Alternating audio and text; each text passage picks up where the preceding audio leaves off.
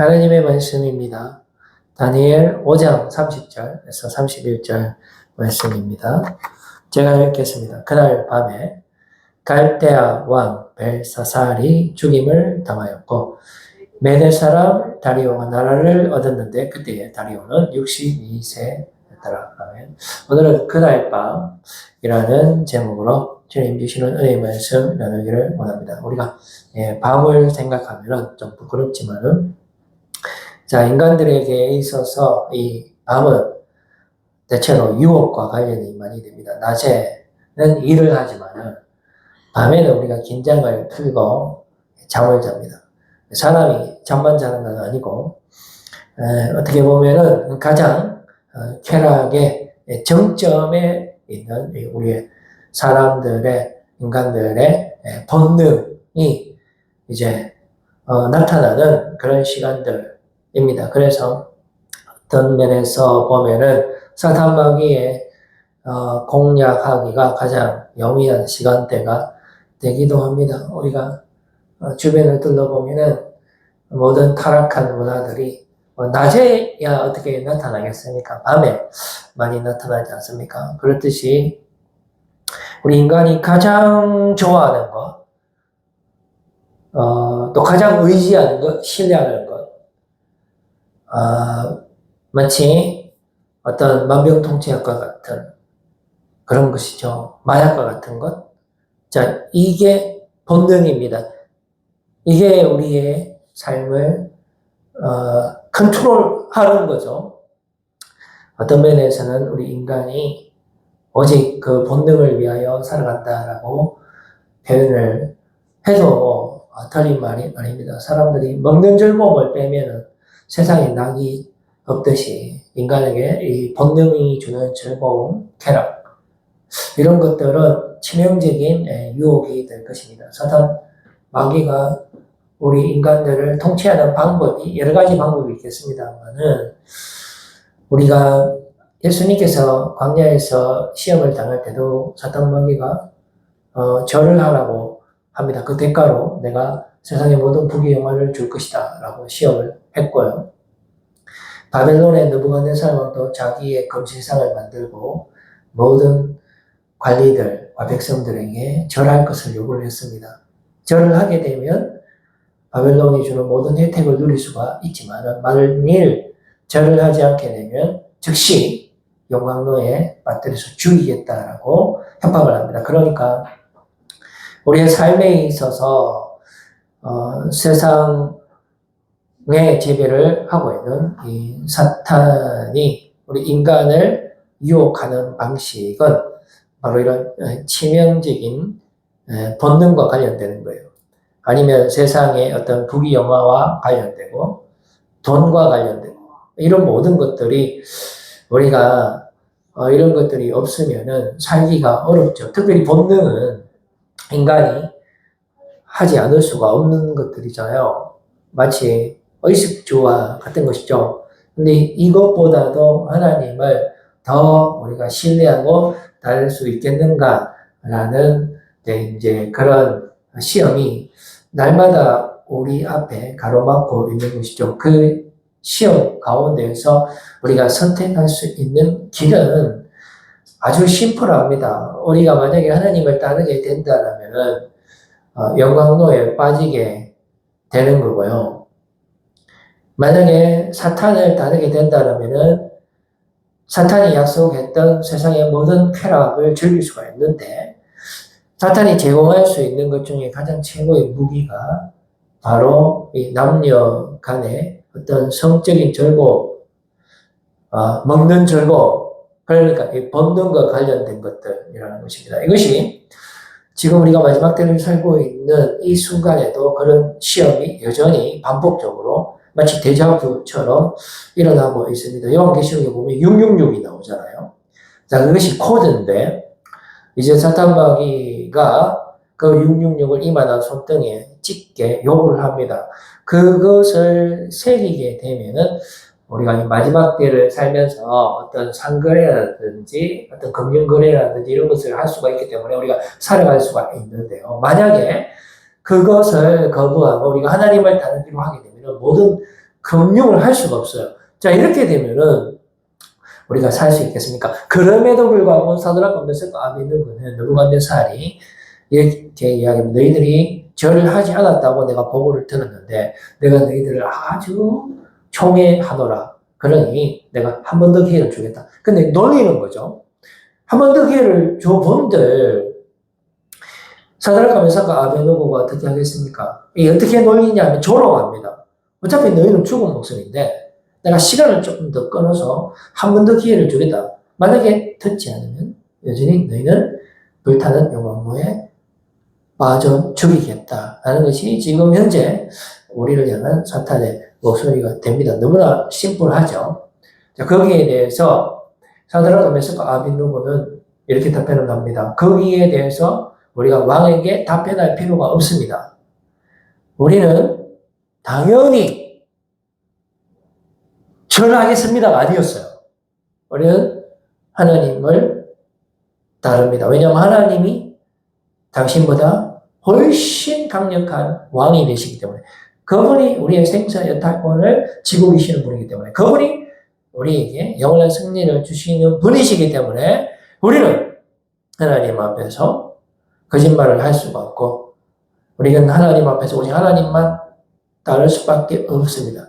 혹여나 하나님께서 우리를 지금 이 순간에 구해 주시지 않는다 할지라도 이것이 그렇게 유명한 찬양의 고백이 되어서 우리가 노래로 부르잖아요. 그리 아니하실지라도 그렇게 하지 않는다 할지라도 우리는 하나님을 따를 것입니다. 라고 말한 것이 그 세 친구의 답변이었고 실제로 그 세 친구들은 용광로에 빠지게 되지만 하나님께서 천사를 보내서 그들의 머리카락 하나 상하지 않았죠. 옷 입은 채로 그대로 들어갔는데 불타는 냄새가 하나도 나지 않았다는 것을 다니엘서는 우리에게 보여줍니다. 곤충 중에 사마귀라고 있는데 이 사마귀는요 교미의 순간에 죽음을 맞이한다고 합니다. 주로가 아니고 여자 사마귀가 남자 사마귀의 목을 베어버리는데 가장 즐거운 쾌락의 순간에 왜 그러냐면 더 많은 쾌락을 원하기 때문에 일단 목부터 잘라내버리면 이 두뇌의 활동이 중지되기 때문에 순수 몸의 역할만 하게 된답니다. 더 강화가 되기 때문에 여자 사마귀가 원하는 것을 쟁취할 수가 있게 되는데요. 자, 그러면은 남자 사마귀의 50%가 이 교미의 순간에 죽임을 당한다라고 합니다. 본능적으로 남자 사마귀는 자신이 여자 사마귀와의 관계를 할 때 죽게 된다라는 것을 알고 있음에도 불구하고 그 호르몬 때문에 참지 못하고 본능이냐 이성이냐 그 결단에서 심플합니다. 자기가 죽는지 알면서도 당연히 교미를 선택을 해서 죽임을 당한다라는 것입니다. 우리 인간의 삶과 너무나 닮아있지 않습니까? 우리도 이 길은 죽는다는 것을 알고 있음에도 불구하고 제약된 길로 걸어갑니다. 왜 그러냐? 사탄마귀가 우리에게 주는 그 유혹이 너무나 달콤하기 때문에 도저히 우리 힘으로 거부할 수가 없는 거죠. 거부할 이유도 없고 그것이 왜 죄인지도 헷갈리는 세상이에요. 그렇지 않나요? 돈이 뭐가 죄입니까? 권력이 뭐가 죄입니까? 내가 맛있는 건 내가 원하는 대로 먹는데 그게 뭐가 죄입니까? 안 그렇습니까? 요즘에 가정의 윤리가 유지가 됩니까? 성윤리가 유지가 됩니까? 모든 것이 허물어진 시대잖아요. 오직 내 몸이 원하는 대로 살아가는 것이고 그렇게 살아가는 것이 정답이고 실제로 그렇게 살아갔더니 사탄마귀가 모든 것을 충족시켜줍니다. 쾌락과 즐거움을 충족시켜준다라는 것이. 그래서 모든 사람이 좁은 길로 가는 것이 아니라 넓은 길로 그렇게 걸어가고 있는 것입니다. 이렇게 해서 사마귀의 이 교미의 모습은 우리 사람들이 본능을 추구하고 육의 지배를 당하면서 죽임을 당하는 그런 어처구니 없고 정말로 연약한 우리들의 삶을 잘 보여주고 있다는 사실입니다. 오늘 우리가 본문에서 만나게 되는 그 왕, 바로 바벨론의 마지막 왕 벨사살 왕인데요. 이 왕은 자신의 나라가 위기에 처해졌다라는 사실도 모르고 그날 밤에 광란의 끝판잔치 파티를 즐기게 됩니다. 이 파티에는 왕후들뿐만 아니라 빈궁들도 참여했습니다. 원래는 왕후들과 빈궁들은 참여하지 못하게 되어 있다라고 합니다. 그럼에도 불구하고 그 벨사살 왕은 모든 여인들을 초청을 했고, 그리고 가장 핵심 사항은 느부갓네살 왕이 예루살렘 성전에서 훔쳐온 그런 성전 기물들을 가지고 술을 마시면서 흥청망청 유괴 잔치, 자기가 하고 싶은 대로 그 밤에 쾌락을 즐겼던 것입니다. 그런데 그 밤에 바로 바벨론이 가장 위기의 순간이었다라는 사실을 모르고 그 파티는 계속해서 진행됐다라는 것을 볼 수가 있습니다. 바벨론 왕의 그 선왕은 나보니두스라는 왕인데요. 자, 이 왕이 다스릴 때 그 바벨론에 반란이 자주 일어났다라고 합니다. 왜 그러냐면은 이 나보니두스가 원래 바벨론의 신은 마르둑 신인데 이 태양 신입니다. 그런데 이 나보니두스는 아시리아 출신으로서 달 신을 숭배하고 있었거든요. 그래서 이 바벨론의 모든 신들, 즉 마르둑을 비롯한 이 주신이 마르둑인데요. 달신으로 바꾸기를 원했어요. 그러다 보니까 기존에 그 마르둑의 제사장을 중심으로 해서 반란들이 일어나고 그 반란을 제압하기 위해서 원정길을 가면서 그의 아들인 벨사살에게 왕권을 맡기게 됩니다. 그러다 보니까 이 나라가 위태한 지경에 빠지게 되죠. 그럼에도 불구하고 그날 밤에 파티를 즐기게 되는 겁니다. 다니엘서 5장 2절 말씀에 보면은 그 파티가 단순한 그런 연애가 아니었다는 것을 볼 수가 있습니다. 벨사살이 술을 마실 때 명하여 그의 부친 느부갓네살이 예루살렘 성전에서 탈취하여 온 금, 은 그릇을 가져오라고 명하였으니 이런 왕과 귀족들과 왕후들과 후궁들이 다 그것으로 마시려 함이 없더라. 이것은 단순한 연애가 아니고 종교적인 연애였다라는 것을 볼 수가 있습니다. 그러니까 하나님보다 자신들이 섬기는 신이 더 위대하고 이 세상의 주인은 하나님이 아니고 바로 자신들이 섬기는 달신이고 태양신이고 마르독이고 그리고 그 신을 만들고 주장하는 자신들이야말로 이 세상의 주인공이라는 것을 보여주는 그런 연애였던 것입니다. 그렇기 때문에 우리 하나님께서 도저히 이들을 가만히 둘 수가 없었던 것입니다. 바로 그때에 사람의 이 손가락이 나타나게 됩니다. 그것은 바로 하나님의 손가락인 것이에요. 그 손가락이 나타나서 가장 잘 보이는 벽면인데 그 벽면이 앞에 이 촛대가 놓여 있었다고 합니다. 그리고 그 벽면에 이 벽지 색깔이 흰색이었기 때문에 그 촛대의 조명을 받아서 그 손가락이 너무나 선명하게 보여졌다라는 것입니다. 그래서 그 파티의 그 장소가 순식간에 최고의 즐거움에서 엄청난 두려움과 떨림의 장소로 순식간에 변화되는 모습이 나타났다라는 것입니다. 그 순간에 벨사살 왕은 또 기도하고 회개하는 것이 아니라 바벨로니아의 그 위대한 박사 그룹들에게 의지합니다. 술사와 술객과 점잘. 이 바벨론이 제10왕조이기 때문에 천문술과 이 수학뿐만 아니라 건축 그리고 법률 우리가 암무라비 법정으로도 유명한 건축은 공중 정원, 막 하늘에 떠 있는 그런 정원도 만들 만큼 이들의 지식과 지혜가 엄청났다라는 것입니다. 이 사람들이 의지하는 것은 오직 세상의 지혜에 의지하는 거예요. 세상의 권력에 의지하는 것입니다. 이 마지막 순간에 알 수 없는 손가락이 나타나서 아무도 해석할 수 없는 글을 적을 때조차도 그 모습을 지켜본 모든 왕족들이 두려움에 떨면서도 기도하고 회개할 생각을 하는 것이 아니고 여전히 세상의 지혜에 의지하는 모습을 보여준다라는 것입니다. 그때 태후가 등장하는 것입니다. 그러니까 아버지의 아내죠. 아무도 그 박사들 중에 그 손가락, 그 현상을 설명하지 못할 때 태후가 나타나서 다니엘을 추천합니다. 다니엘이라는 사람은 하나님의 영이 있는 사람이기 때문에 그 사람을 통한다면 우리가 저 현상을 해석할 수 있을 것입니다.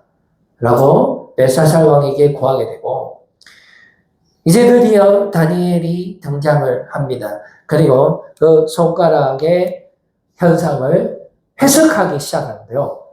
먼저 그 손가락이 왜 등장했는지에 대한 그 원인에 대해서 말해주고 있습니다.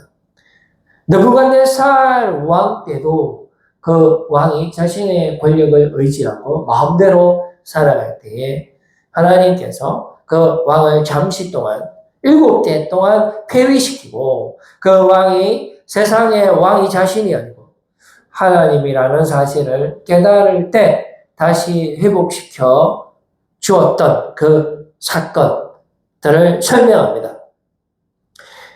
그리고 그 사건이 있었음에도 불구하고 그 환상이 있었음에도 불구하고 그게 한 나무의 환상이잖아요. 그리고 더 거슬러 올라가면은 금신상의 환상도 있었는데 이 모든 환상들이 동일하게 의미하는 것이 바로 하나님께서 이 세상을 만드시고 통치하시는 왕 중의 왕이라는 것을 느부갓네살 자신의 선왕에게 분명히 보여줬고 그 해석들로 통해서 그리고 그 7대를 거치면서 느부갓네살 왕이 정말로 정신을 차리고 하나님을 의지하게 되었다라는 사실을 일깨워주면서 그럼에도 불구하고 벨사살 왕은 어떻게 오늘 이 밤에 성전의 기물들을 이용해서 또다시 달의 신 그리고 태양신을 하나님보다 더 의지하는 그리고 쾌락을 더 의지하는 유괴시키는 대로 그렇게 살아가고 있으니까 바로 이것을 중지시키고 심판하기 위해서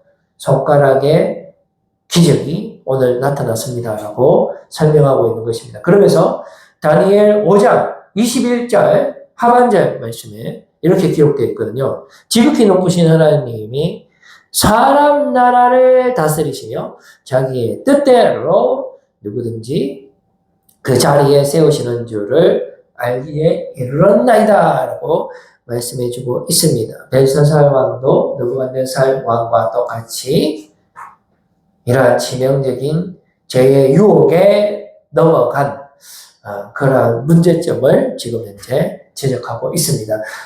이것은 비단 그 시대에 뿐만 아니라 마지막 때를 살고 있는 오늘날 우리에게도 동일하게 적용이 되는 것입니다. 우리도 반복적으로 죄의 지배를 당하고 있고 세상의 유혹에 넘어가는 그런 삶을 살아가고 있습니다.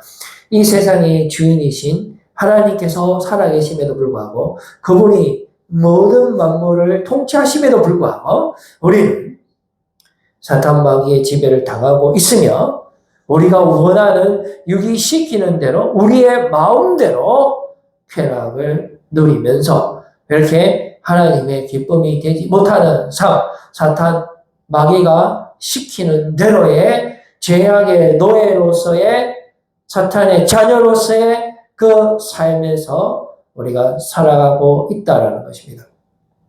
바로 이러한 우리를 구원하기 위해서 일깨워지기 위해서 우리에게 누가 이 세상의 통치자 되시며 주관자 된다라는 사실을 우리에게 보여주기 위해서 이 손가락의 기적의 현상이 나타났다는 것을 볼 수가 있습니다.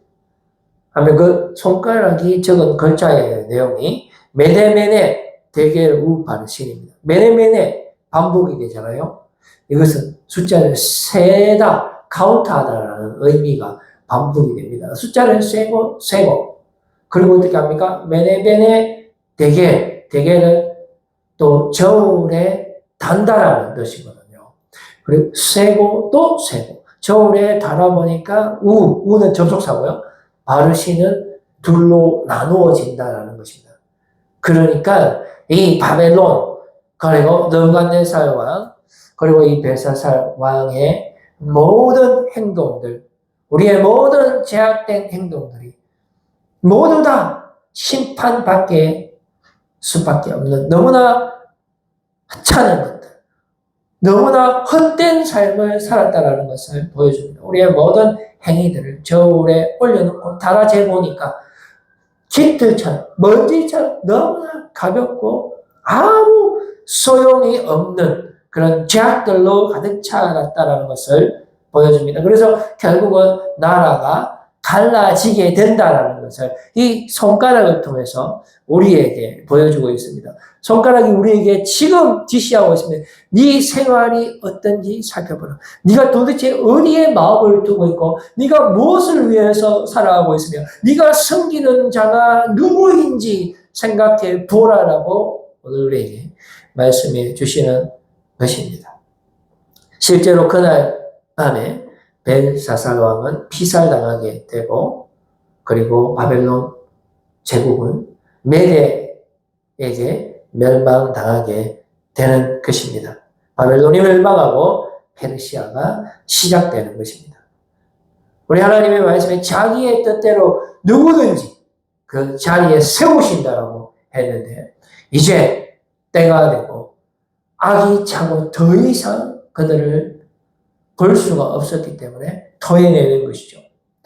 재고 또 봐주고 재고 그래서 저울에 달았을 때 그 가치가 한도 끝도 없이 추락한 그 벨사살 왕을 심판하는 것입니다. 우리에게도 마찬가지입니다. 우리 하나님께서 참고 또 참고 마지막 때 알곡과 쭉정이를 나누어서 심판하듯이 우리 하나님의 심판이 우리에게 이제 눈앞에 다가온 것입니다. 우리가 정신 차리고 하나님 앞에 가게 되면 우리는 마지막 때에 영원한 생명을 선물로 받게 되지만 여전히 죄악 가운데 사탄 가운데 우리의 몸의 지배를 당하고 사탄 마귀가 시키는 대로 살아가게 되면 우리는 영원한 심판을 피할 수가 없다라는 사실을 오늘 본문 말씀은 우리에게 보여주고 있는 것입니다. 벨사살의 이름의 뜻이 벨사살입니다. 벨이라는 것은 마르독을 의미하는데요. 마르독이시여 임금을 지키소서라는 그런 뜻을 갖고 있습니다. 그러나 그의 삶은 어떻게 됐습니까? 정반대로 되었죠. 마르독이 그의 삶을 지키는 것이 아닙니다. 세상이 우리의 삶을 인도하고 우리의 원함을, 우리의 갈급함을 채워주는 것이 결코 아닙니다. 우리의 목마름과 우리의 배고픔, 그리고 우리의 이 연약함을 채워주실 수 있는 것은 영원한 양식 대신 우리 주 예수 그리스도밖에 없다라는 사실을 꼭 믿으시기를 바랍니다. 주님께서 우리를 죄에서 건져주십니다. 십자가의 대속의 은혜로 말미암아 우리의 모든 죄를 사해 주시고 우리를 생명으로 옮겨주시고 영원한 생명의 축복을 우리에게 부어주시는 바로 그분이 지금 성령의 충만함으로 우리와 함께 하신다라는 사실을 꼭 기억하시고 이 마지막 때를 살아가고 있는 우리가 세상의 유혹에 넘어가는 것이 아닙니다. 가장 치명적인 그 본능의 유혹에 넘어갈 수밖에 없는 우리의 연약함을 주님께서 아시고 하나밖에 없는 독생자 예수 그리스도를 우리의 육신의 연약함을 대신하기 위해서 십자가에 죽기까지 하셔서 우리의 모든 죄를 사해 주시고 우리를 온전하게 하시고 거룩하고 흠이 없게 만드시는 그 예수 그리스도만이 우리의 구주 되시고 우리의 구원자 되심을 여러분들께서 꼭 믿으시고 주님만을 바라보고 승리하시는 여러분들이 다 되시기를 바랍니다. 지금 이 세상을 다스리고 있는 사탄 마귀가 우리의 주인이 아닙니다. 그가 주는 그 본능의 달콤함, 그 돈의 달콤함, 이 모든 것들이 우리를 어떻게 할 수가 없습니다. 여러분, 우리에게 영원한 생명을 주시고 우리를 건져 주시는 분은 오직 예수 그리스도 되신다라는 사실을 여러분들 꼭 기억하시길 바랍니다. 벨사살 왕도 아니고 느부갓네살 왕도 아니고 바벨론도 아니고 로마도 아니고 페르시아도 아니고 지금 이 우리가 살고 있는 이 마지막 때에 이 육의 달콤함도 아닙니다. 우리가 깨어 주님만 바로 주만이 우리를 다스리십니다. 주만이 우리의 생명 되신다라는 확실한 신앙으로 복음으로 이미 승리하신 주님과 함께 여러분 살아가시는 우리 모두가 되기를 간절히 소망합니다. 기도하겠습니다.